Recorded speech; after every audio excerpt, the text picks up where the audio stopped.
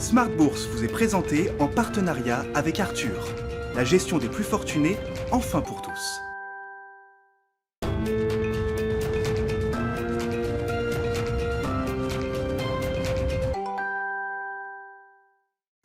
Bonjour à tous et bienvenue dans Smart Bourse. Smart Bourse, votre rendez-vous bourse 2 fois par jour en direct sur Bismart à midi et demi. Tout d'abord, une demi-heure pour décrypter les enjeux de marché et faire le point à la mi-journée donc sur les différents indices du marché, des marchés financiers. Et à 18h30 le soir, la grande édition, une heure pour décrypter donc les enjeux de marché, mais aussi pour revenir sur les grands sujets financiers du moment. Au sommaire de cette édition, les indices asiatiques reculaient fortement à la clôture ce matin en lien avec les craintes des investisseurs concernant le variant Delta qui pousse plusieurs pays à prendre des nouvelles mesures de restriction. On note que l'Australie a confiné sa population pour 2 semaines, tandis que le variant apparaît en Indonésie, au Vietnam, en Thaïlande ou même à Singapour. Une situation qui fait perdre au Nikkei, au Hang Seng ou au SSE de Shanghai environ 1% à la clôture. Le CSI 300 en Chine perdait lui un peu plus même de 1%.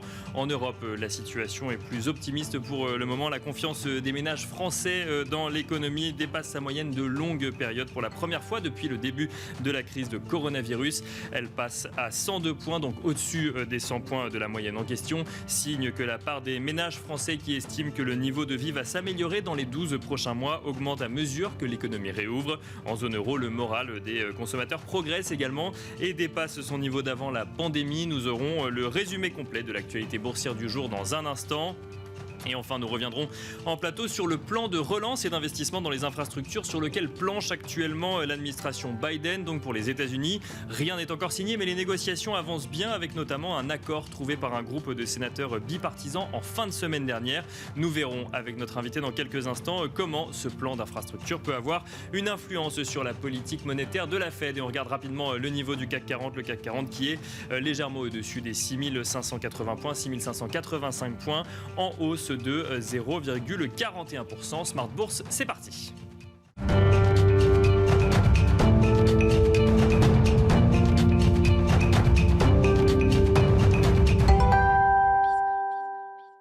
Et on commence avec le résumé de l'actualité boursière du jour qui nous est proposé par Alix Nguyen depuis la salle des marchés de Bourse Direct. La bourse de Paris reprend des couleurs à la mi-journée après un recul de près d'1% hier. L'indice parisien est soutenu par l'amélioration de la confiance du consommateur français en juin. Il s'établit à 102 points au-dessus de sa moyenne de longue durée de 100. C'est la première fois depuis le début de la crise sanitaire. Plus globalement, le marché est toujours attentif quant à l'évolution du variant Delta du coronavirus. La propagation rapide de ce dernier rappelle combien la reprise économique mondiale peut être compromise par de nouvelles secousses. L'amélioration de la conjoncture est telle aux États-Unis que la Fed a d'ailleurs déjà enclenché le virage d'une politique monétaire plus restrictive. À noter que la tendance sur les marchés est aussi freinée par l'attente d'indicateurs majeurs aux États-Unis, dont le rapport sur l'emploi de juin.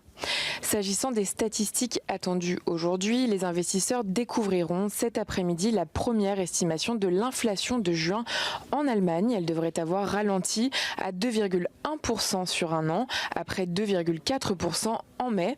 Elle sera suivie par la publication de l'indice de confiance du consommateur américain, publié par le Conference Board pour le mois de juin. Du côté des valeurs à suivre, Rexel relève ses objectifs financiers annuels. Le groupe a connu une activité commerciale supérieure aux attentes au cours du premier semestre 2021. Il vise pour 2021 une croissance des ventes à jour constant, comprise entre 12 et 15%, contre une précédente fourchette de 5 à 7%.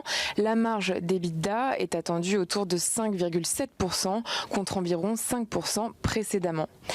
TF1 et M6 devraient perdre des recettes publicitaires après l'élimination hier dès les huitièmes de finale de la France de l'Euro 2021 de football dont elles sont diffuseurs.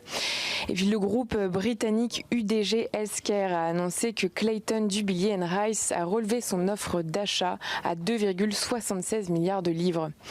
AB Science a signé un accord avec des actionnaires historiques. Il vise à mettre en œuvre une stratégie commune de valorisation du massitinib. Doctolib. Cet accord pourrait impliquer une alliance avec une ou plusieurs entreprises pharmaceutiques. Le leader de la distribution numérique en ligne pour les artistes DIY, aussi filiale de Believe, TuneCore a été choisi comme partenaire de distribution privilégié pour le programme Independent Artist de Facebook. Le spécialiste du contrôle d'accès de l'habitat collectif Cogelec a conclu un protocole d'acquisition et d'investissement entre les associés de SRC, l'actionnaire majoritaire du groupe, et Raise Investissement. Les signataires se sont engagés à constituer ensemble une société holding Cogelec Développement afin d'acquérir l'intégralité du capital de SRC sous réserve de la satisfaction de certaines conditions. Et puis la biotech Valbiotis a réalisé une étude clinique de mode d'action sur Totem 63 par l'Institut sur la nutrition et les aliments fonctionnels de l'Université Laval à Québec en partenariat avec Nestlé Health Science. L'étude inclura 20 volontaires présentant un surpoids ou une obésité associée à des anomalies métaboliques et devra explorer le mécanisme d'action de Totem 63 chez l'homme. Voilà, c'était Alix Nguyen depuis la salle des marchés de Bourse Direct. Alix Nguyen que vous retrouverez cet après-midi à 14h55 et à 18h30.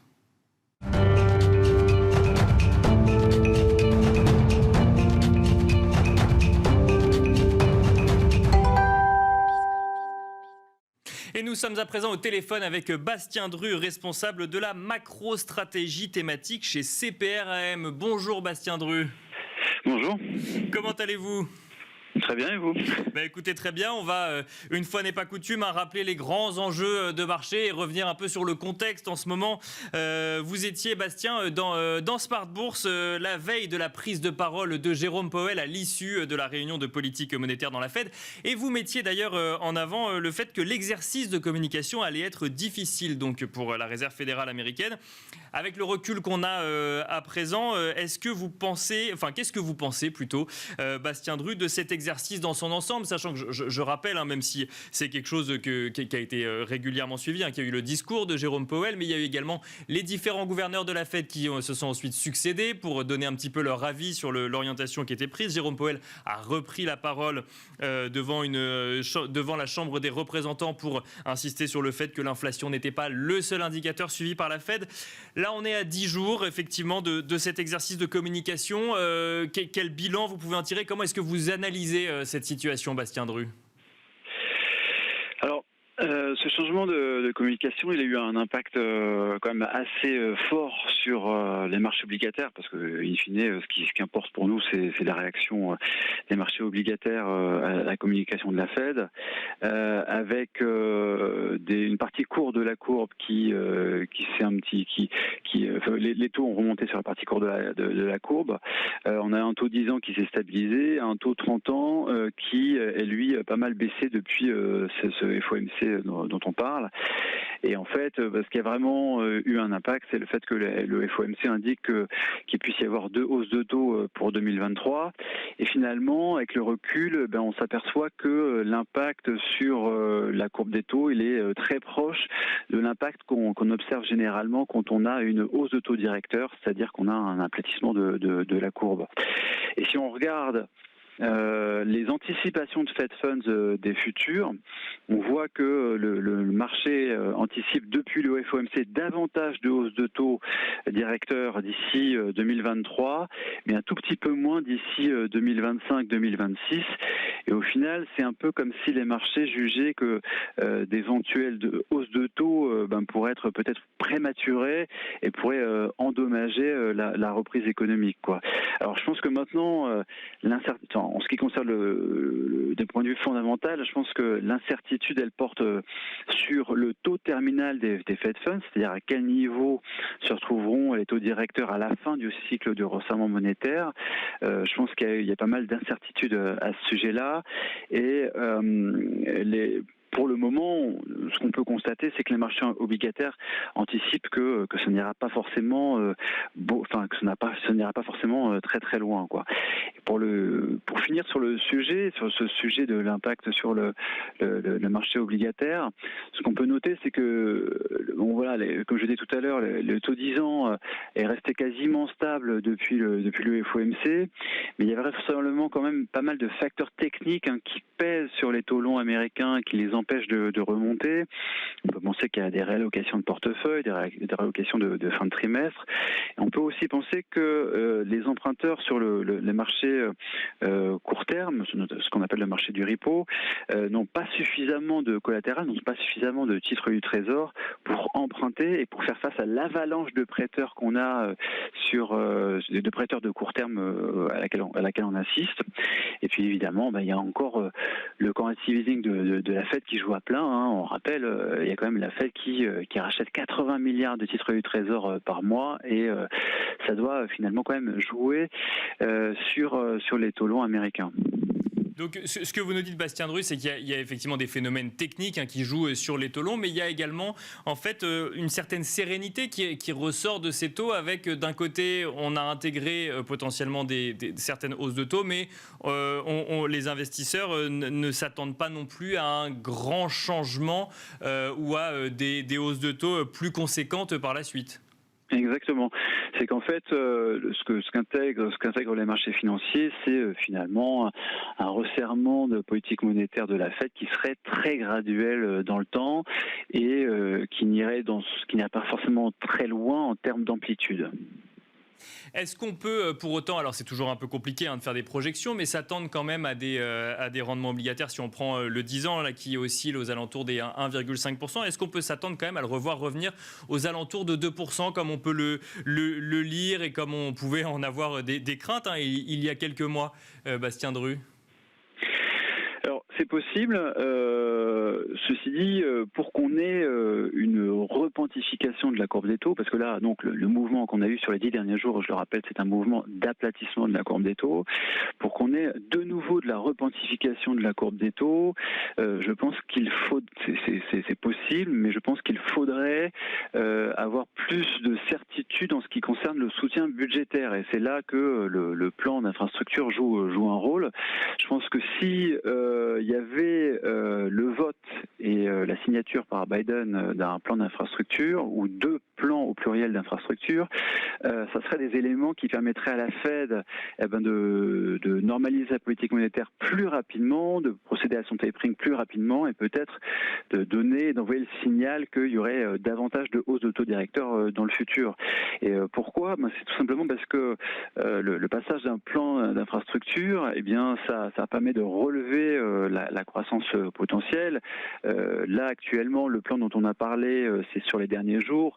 Ça serait un plan bipartisan. Ça serait un plan qui a été négocié par la Maison-Blanche avec un groupe de 10 sénateurs, donc 5 démocrates et 5 républicains, qui finalement ne correspondrait qu'à seulement une partie des deux gros plans qui avaient été annoncés par Biden en mars et en avril, donc l'American Jobs Plan et l'American Families Plan. Mais rien que si on retient ce plan bipartisan, il ajouterait en dépenses supplémentaires quand même 0,6 points de PIB par an, et alors qu'on sait que la croissance sera déjà très largement au-dessus de son potentiel en 2022 aux États-Unis, quoi. Donc ça permettrait à la Fed de pouvoir procéder avec beaucoup plus de sérénité à sa normalisation de politique monétaire, et donc ça permettrait à la courbe de se repentifier. Alors maintenant, ce qu'il faut bien avoir en tête, c'est que il s'agit ici de négociations politiques, et il y a beaucoup de politique politicienne qui est en jeu. On a l'impression que sur les derniers jours, on a un jour où on fait un pas en avant, le jour suivant on fait un pas en arrière, parce que les différentes sensibilités des deux parties veulent se faire entendre. Et je pense que si les marchés financiers n'ont pas encore vraiment réagi finalement à l'annonce de ce deal entre guillemets entre la Maison-Blanche et les sénateurs bipartisans, bipartisan, c'est parce qu'en fait, il y a encore un certain flou qui existe au sujet de ce plan. Et je pense que les marchés ne prendront vraiment en compte que quand ça sera vraiment voté par le Congrès et signé par Joe Biden. Et ça, on s'attendrait plutôt à ce que ça arrive sur la deuxième quinzaine du mois de juillet. Bastien Dru, ce qu'on a beaucoup pu entendre sur ce fameux plan d'infrastructure et qui était regretté par Joe Biden lui-même, c'était sur le fait que ça restait un plan qui s'intéressait à des sujets essentiels aux États-Unis comme l'électrique, le ferroviaire ou le Internet au début, mais qui laissait de côté ce volet humain. Donc là, on parle de 1200 milliards de dollars sur 8 ans. On est loin des 2000 milliards de dollars annoncés par Joe Biden. Est-ce que on entend, on peut lire certains analystes ou certains experts dire qu'ils sont déçus finalement par ce montant. Vous, ce que vous nous dites, c'est que ce plan de 1200 milliards de dollars, il est de toute manière suffisant pour relancer, en fait, ou en tout cas prendre le relais budgétaire au soutien monétaire et du coup laisser le champ libre à la Fed pour envisager un tapering sereinement. J'utilise ce mot plusieurs fois, mais c'est un peu l'idée. Alors, suffisant, je sais pas, parce qu'après il faut voir aussi les besoins auxquels fait face l'économie américaine sur le long terme en ce qui concerne le changement climatique, etc.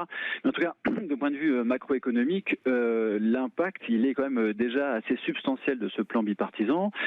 Mais après, ce qu'il faut bien voir aussi, c'est que dans l'esprit de Biden, ça n'est qu'une première étape, ce plan bipartisan.